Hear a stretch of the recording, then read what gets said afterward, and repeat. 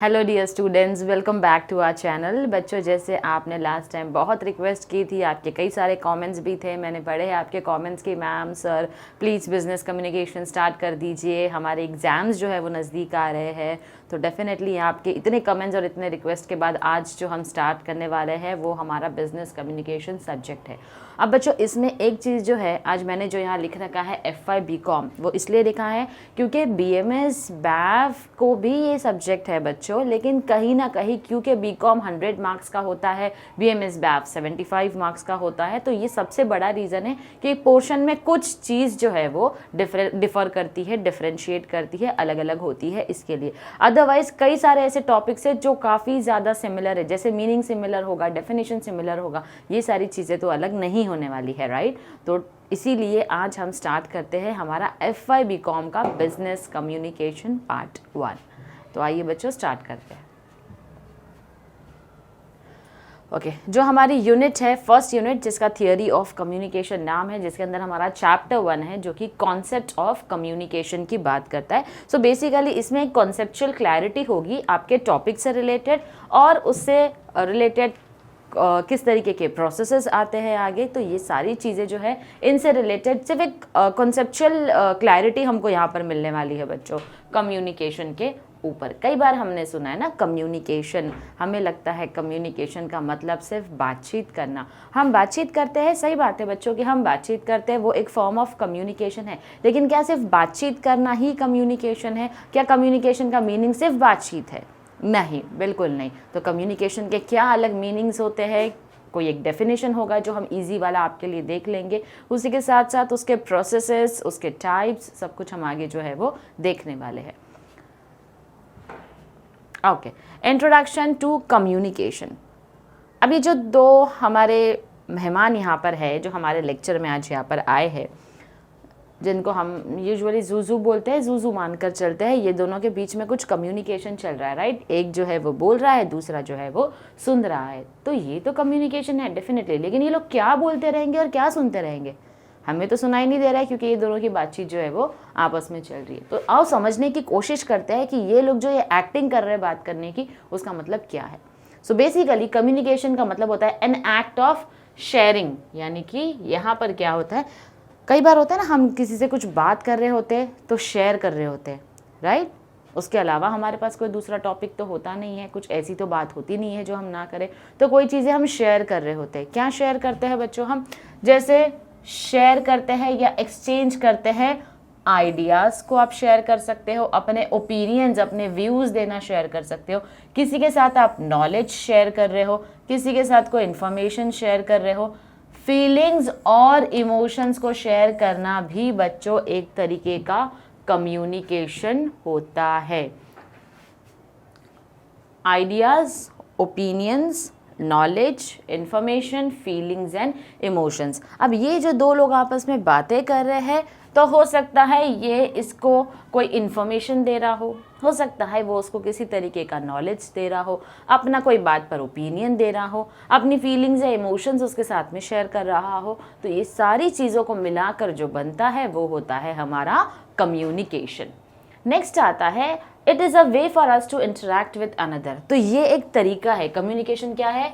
एक वे है, एक तरीका है, क्या करने का? इंटरैक्ट करने का, किसी से बातचीत करने का, विथ वन अनदर, यानी आपस में इंसान ने एक दूसरे के साथ जो इंटरेक्शन बनाकर रखा है एक तरीके का, उसको भी हम कम्युनिकेशन कहते हैं। कम्युनिकेशन इज की इन ऑल रिलेशनशिप्स। की का मतलब होता है, की का मतलब चाबी नहीं होता है बच्चों, की का मतलब होता है इम्पॉर्टेंट है हर एक रिलेशनशिप में, चाहे वो रिलेशनशिप सोशल हो, चाहे वो रिलेशनशिप पर्सनल हो या फिर प्रोफेशनल हो। पर्सनली हमारी लाइफ में हमारे कितने सारे ऐसे रिलेशंस है, हमारे फ्रेंड्स हैं, हमारे रिलेटिव्स हैं, हमारे पेरेंट्स हैं, इन सब के साथ भी तो हम कम्युनिकेट करते हैं ना। कोई भी चीज़, आज कॉलेज में क्या हुआ, आज स्कूल में क्या हुआ, ये सारी चीज़ें जो बच्चे होते हैं वो अपने पेरेंट्स को आकर बताते हैं। कुछ बातें ऐसी होती है जो अपने सिर्फ दोस्तों को बताते हैं, अपने पेरेंट्स को नहीं बताते, लेकिन एक तरीके से कोई तो चीज़ें हम शेयर कर रहे हैं, राइट। तो ये आपके पर्सनल रिलेशनशिप्स हो गए।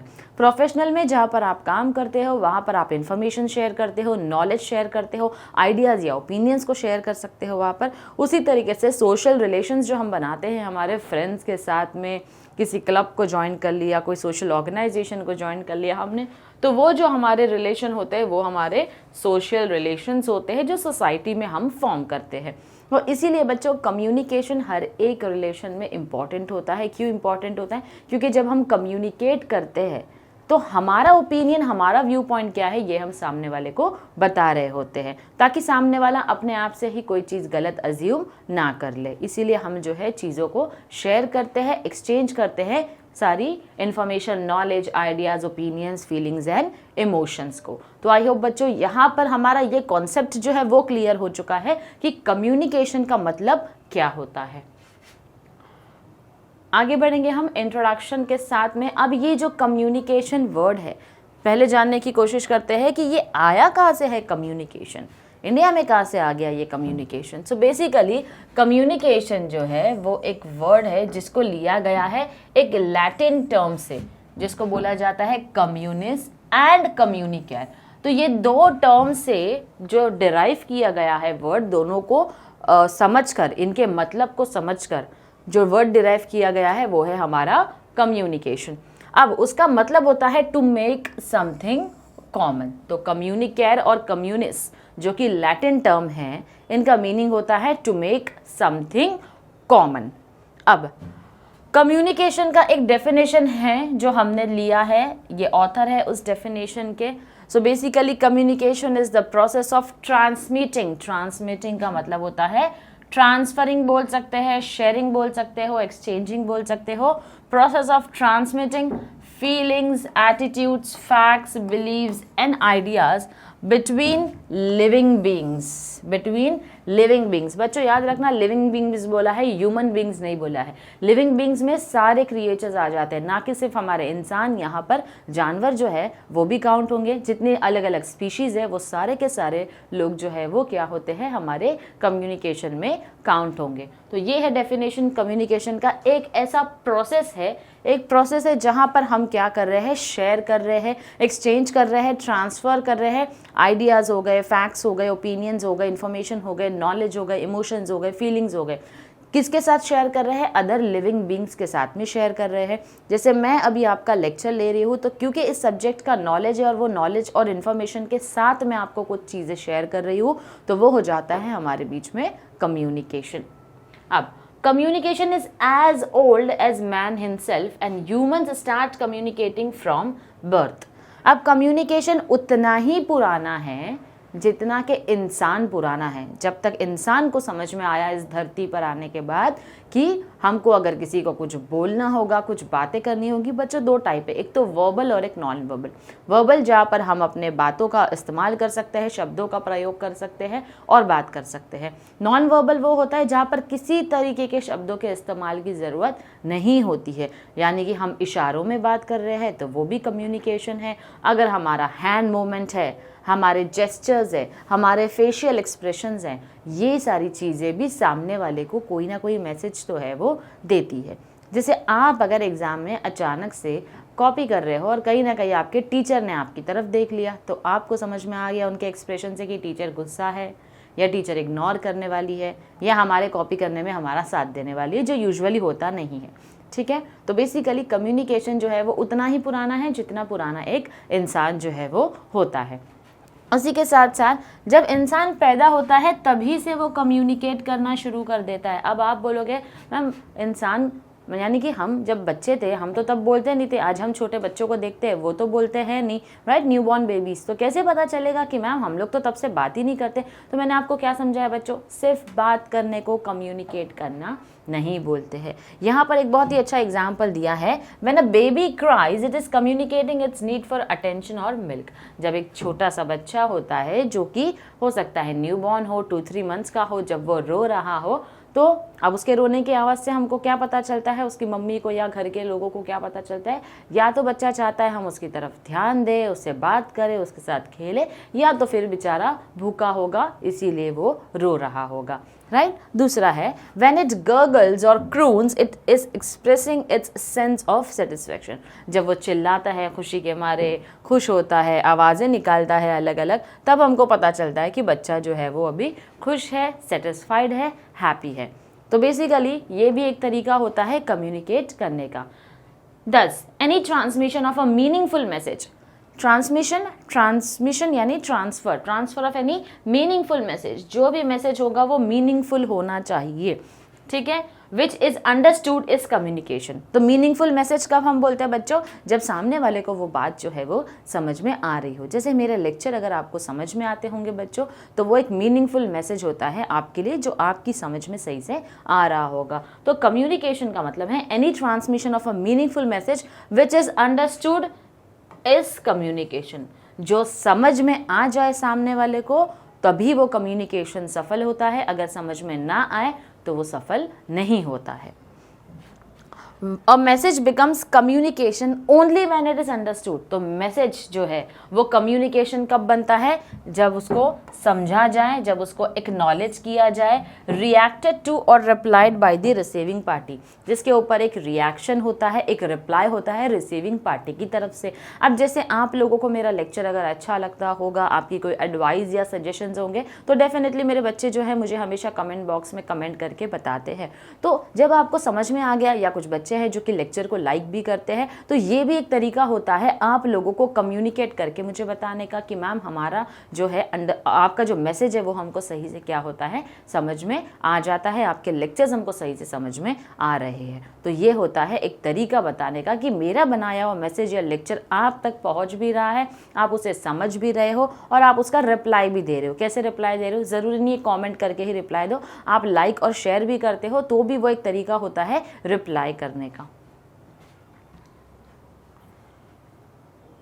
अब आता है बच्चों सबसे इम्पॉर्टेंट प्रोसेस होता है हमारा कम्युनिकेशन प्रोसेस। याद रखना बच्चों, शॉर्ट नोट्स के लिए अक्सर ये क्वेश्चन जो है वो पूछा जाता है। कम्युनिकेशन प्रोसेस में बच्चों दो पार्टी होती है, क्योंकि याद रखना कम्युनिकेशन जो होता है वो टू वे होता है, वन वे कम्युनिकेशन कभी नहीं होता है। कम्युनिकेशन हमेशा टू वे होता है, जहाँ पर दो पार्टी होती है। कौन सी पार्टी होती है, एक होता है हमारा सेंडर जो कि हमारी पहली पार्टी है, दूसरा होता है हमारा रिसीवर जो हमारी सेकेंड पार्टी होती है। अब सेंडर को कोई मैसेज है जो उसको रिसीवर तक पहुंचाना है, राइट। सेंडर को कोई मैसेज है जो रिसीवर तक क्या करना है, पहुंचाना है।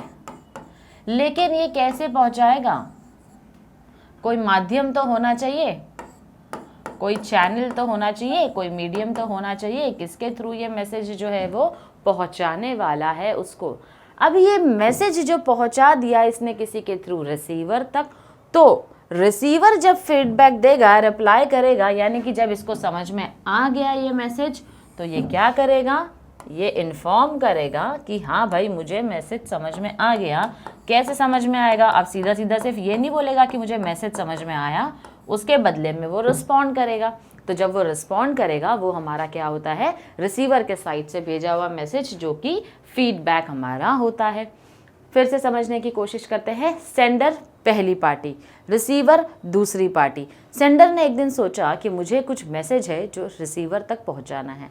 अब मैसेज पहुंचाना है तो कोई चैनल, कोई मीडियम के थ्रू मुझे क्या करना होगा, पहुंचाना होगा, राइट। अब पहले वो अपने मन में एक मैसेज को फ्रेम करेगा, बनाएगा कि आज मुझे क्या मैसेज जो है वो पहुंचाना है। फॉर एग्जांपल जैसे हमारे बिजनेस कम्युनिकेशन का आज हमारा पहला लेक्चर है, मुझे बच्चों तक ये सब्जेक्ट को एक्सप्लेन करना है, तो मैंने इस मैसेज को क्या किया, फ्रेम कर दिया। मैंने सोच लिया कि मुझे किस तरीके से इस मैसेज को फ्रेम करना है। तो जब मैं मैसेज को ड्राफ्ट कर रही हूँ, उसको फ्रेम कर रही हूँ, उसको बोला जाता है एनकोड या एनकोडिंग। मेरे मैसेज को ड्राफ्ट करने को बोला जाएगा एनकोडिंग।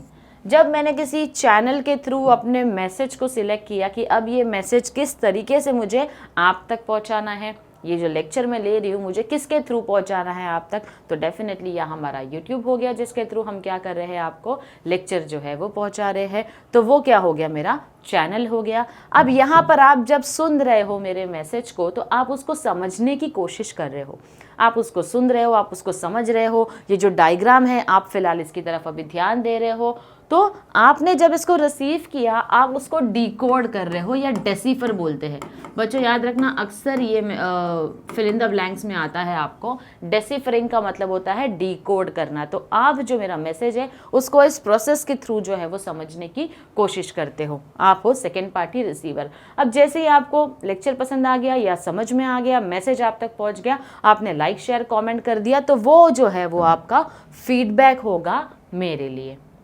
अब आपने क्या किया, जब आपने फीडबैक दिया तो आपने एनकोडिंग की, आपने मैसेज को ड्राफ्ट किया, वो पहुंचा उसी चैनल के थ्रू मेरे पास जिसको मैंने डिकोड किया और वो मुझ तक पहुंच गया है।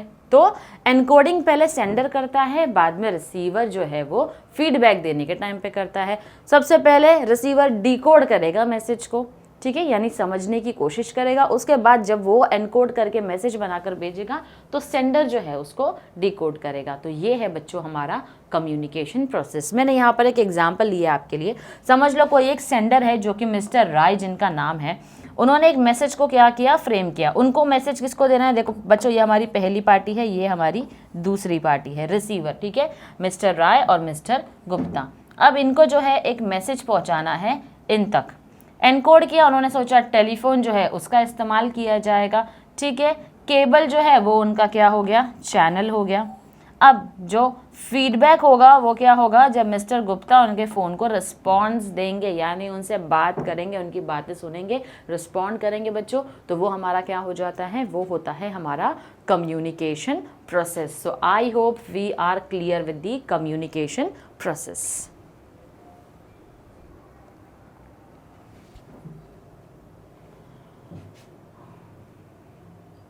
अब थोड़ा सा और डिटेल में हम समझेंगे कम्युनिकेशन के मैसेज के बारे में। अ मैसेज और communication is sent by sender. Message कौन भेजता है, सेंडर भेजता है, through a communication channel to a receiver और टू मल्टीपल रिसीवर्स। अब ज़रूरी नहीं है सामने सिर्फ एक ही पार्टी होगी, यानी सेकेंड पार्टी सिर्फ एक ही हो, ज़रूरी नहीं है, मल्टीपल हो सकती है। जैसे आप बहुत सारे बच्चे हो जो हमारे व्यूअर्स है, जो हमारे लेक्चर्स को सुनते हैं और देखते हैं, तो आप लोग हो गए हमारे मल्टीपल रिसीवर्स।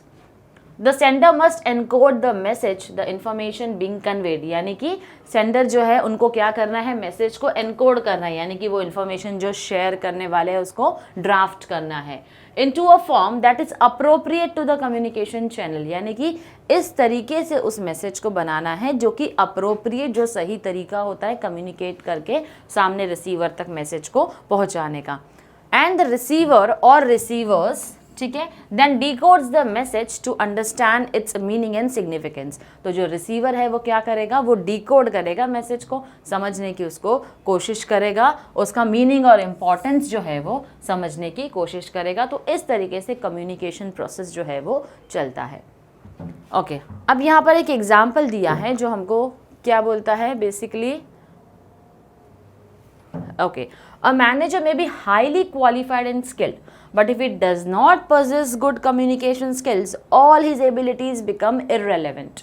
यानी कि एक मैनेजर है जो बहुत अच्छा क्वालिफाइड है, MBA कर रखा है उसने, PhD कर रखा है, लेकिन कम्युनिकेशन स्किल नहीं है उसके पास बच्चों, ज़ीरो है। याद रखना बच्चों, जब भी हम कम्युनिकेशन स्किल की बात करते हैं, कम्युनिकेशन स्किल का मतलब ये कभी नहीं होता है कि आपको बहुत अच्छी इंग्लिश आनी चाहिए। यही हमारी सबसे बड़ी गलतफहमी है कि कम्युनिकेशन स्किल का मतलब होता है इंग्लिश बहुत अच्छी आनी चाहिए, बहुत हाई फाई आनी चाहिए, US एक्सेंट वाली आनी चाहिए, UK एक्सेंट वाली आनी चाहिए। That is completely wrong. Communication skill, जैसे मैं आपको बताती हूँ, एक वक्त था बच्चों जिसके पास पैसा और पावर हुआ करता था ना, उनको सबसे ज़्यादा अमीर माना जाता था। किनको माना जाता था, जिनके पास पैसा और पावर है वो सबसे ज़्यादा अमीर है, बहुत ही स्ट्रॉन्ग इंसान है, बहुत ही पावरफुल इंसान है जिसके पास पैसा हुआ करता था। आज पावरफुल उसको माना जाता है जिसके पास कम्युनिकेशन स्किल है, यानी जो लोगों तक अपना मैसेज सही तरीके से पहुंचा दे, उनको बहुत अच्छे से इन्फ्लुएंस कर दे। जो एक होता है ना मार्केटिंग वाले बच्चों, जो आप जब किसी मार्केटिंग वाले को देखते हो, जब वो आपसे बात कर रहा होता है, भले इंग्लिश में करे हिंदी में करे बात आपसे, जब आप उसको सुनते हो, आप कोई ना कोई प्रोडक्ट और सर्विस वो आपको बेचने आया है, आप उसको खरीद लेते हो। यस, तो कैसे खरीद लेते हो, क्योंकि उसके पास कम्युनिकेशन स्किल है, वो आपको समझ लेता है और फिर उस हिसाब से अपने मैसेज को क्या करता है, फ्रेम करता है और आप तक पहुंचाता है। तो आज के ज़माने में बच्चों पावरफुल वही है जिसके पास कम्युनिकेशन स्किल है, जो लोगों को इन्फ्लुएंस करना जानता हो, लोगों को कन्विंस करना जानता हो। अगर आपके पास कितना भी पैसा हो लेकिन आप पावरफुल इंसान नहीं हो अगर आपके पास कम्युनिकेशन स्किल नहीं है तो, right. So that is what we means, एक मैनेजर कितना भी हाईली क्वालिफाइड और स्किल्ड क्यों ना हो, अगर कम्युनिकेशन स्किल नहीं है तो सारी की सारी एबिलिटी उसकी इररिलेवेंट हो जाती है, कोई काम की नहीं है। मेरे ऐसे मैनेजर को मैं क्या करूँ रख कर, क्वालिफिकेशन है, सब कुछ है, लेकिन बात करना नहीं आता है, कम्युनिकेट करना नहीं आता है, that is not at all feasible for me. A manager must communicate his directions effectively to his subordinates to get the work done from them properly. अब क्यों ये कम्युनिकेशन स्किल होना ज़रूरी है? कम्युनिकेशन स्किल इसलिए ज़रूरी है क्योंकि वो सही डायरेक्शन, सही दिशा देने वाला है, किसको? अपने सबॉर्डिनेट्स को, to get the work done from them properly. Subordinates का मतलब होता है बच्चों जो हमारे अंडर काम कर रहे होते हैं वो हमारे सबॉर्डिनेट्स होते हैं, जो जिनके अंडर हम काम कर रहे होते हैं वो हमारे सुपीरियर होते हैं। तो मैनेजर का काम क्या होता है? सही दिशा बताना अपने सबॉर्डिनेट्स को ताकि उनसे सही तरीके से काम करवा सके। तो इसीलिए बच्चों कम्युनिकेशन स्किल का होना बहुत ज़रूरी है। Communication channel is the term given to the way in which we communicate. Communication channel उसको बोला जाता है, किसको बोला जाता है? The way in which we communicate, जिस तरीके से हम कम्युनिकेट करते हैं, जिस तरीके से हम कम्युनिकेट करते हैं वो होते हैं communication channel. It is therefore the method use to transmit our message to a recipient, यानी कि जो मेथड हमने सिलेक्ट कर रखा है मैसेज भेजने के लिए, किसको? रिसिपिएंट को या रिसीवर को, to receive a message from someone else, ताकि किसी और से मैसेज जो है वो रिसीव कर सके, तो वो होता है हमारा communication channel. Choosing an appropriate communication channel is important for effective communication. Each communication channel has different strength और weakness. जो भी communication channel बच्चों हम select करते हैं बहुत सोच समझ के हमको select करना होता है। अगर आपने गलत मीडियम या गलत चैनल यूज़ कर दिया मैसेज पहुंचाने के लिए तो कहीं ना कहीं बहुत ज़्यादा प्रॉब्लम होने के चांसेस हो सकते हैं।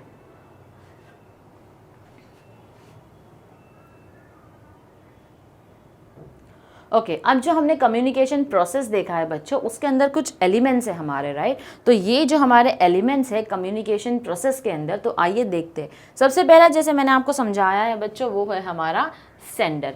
सेंडर कौन होते हैं? जो मैसेज भेजने का काम करते हैं, that is sender. The one who feels the need to share a thought in his mind, यानी अचानक से उसके दिमाग में आया कि मुझे कुछ मैसेज बनाना है और शेयर करना है, मुझे किसी को कोई इन्फॉर्मेशन देनी है, मुझे किसी को कोई ओपिनियन देना है, आइडिया देना है, फीलिंग इमोशन शेयर करना है मुझको।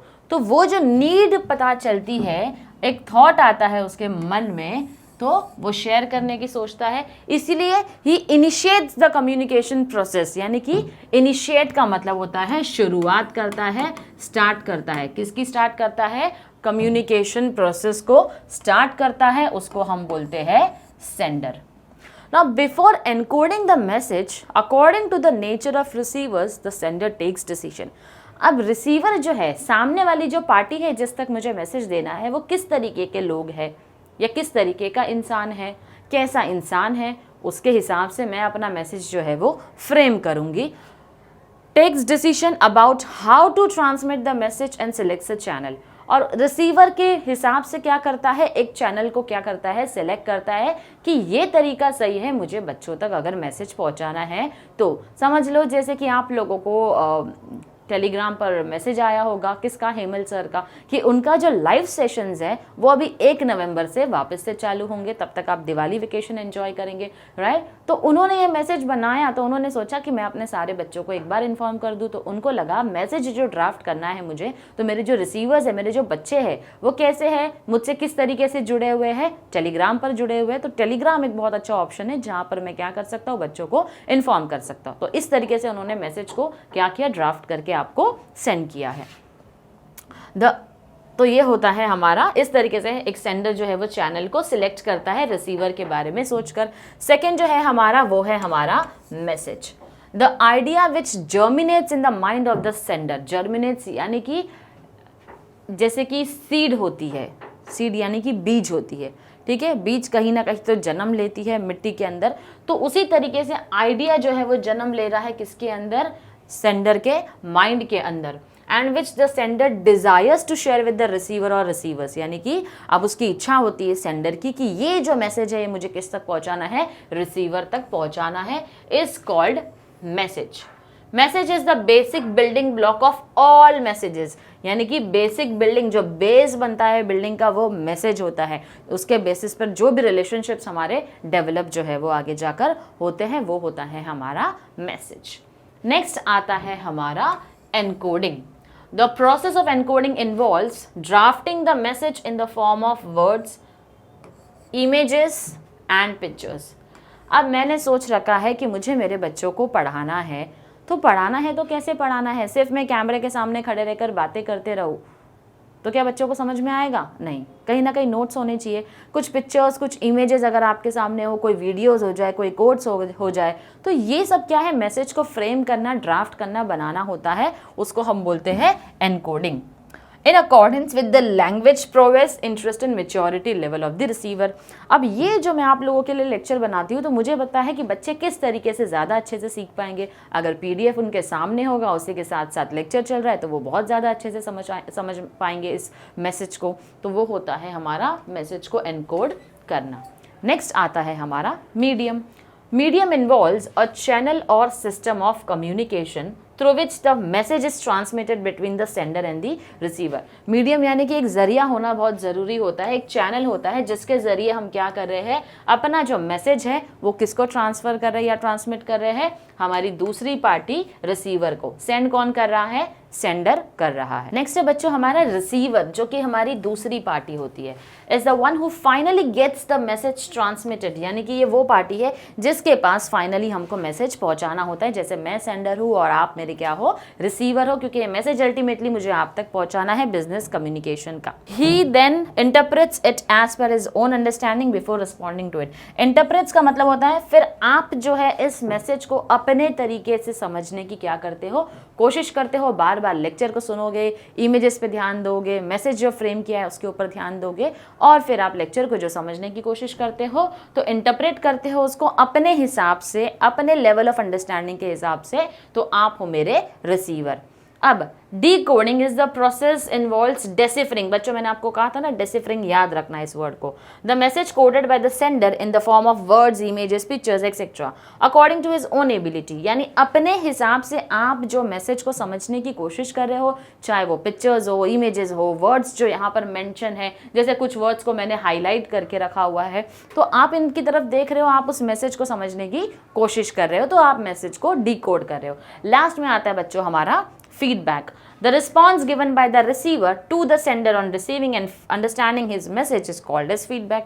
यानी कि जो रिस्पॉन्स, जो रिप्लाई आप मुझे देते हो वो मेरे लिए फीडबैक हो जाता है कि मेरा मैसेज आप तक पहुंचा है या नहीं पहुंचा है। तो इसी के साथ बच्चों आज का जो हमारा लेक्चर है, जो कि हमने इंट्रोडक्शन देख लिया कम्युनिकेशन का, उसके साथ साथ कम्युनिकेशन का प्रोसेस समझ लिया और क्या ये इंपॉर्टेंट एलिमेंट्स होते हैं, हर एक का मतलब जो है हमने क्या किया है बच्चों, डिटेल में समझ लिया है। नेक्स्ट लेक्चर जो होगा हमारा वो कहीं ना कहीं फीडबैक के मल्टीपल टाइप्स है और क्यों कम्युनिकेशन बिजनेस वर्ल्ड में बहुत ज़्यादा ज़रूरी है उसके ऊपर होगा। तो stay tune to our lectures और मैं आपके फीडबैक का ज़रूर वेट करूंगी। तो do like, share and comment and stay tune to our lectures. Thank you very much.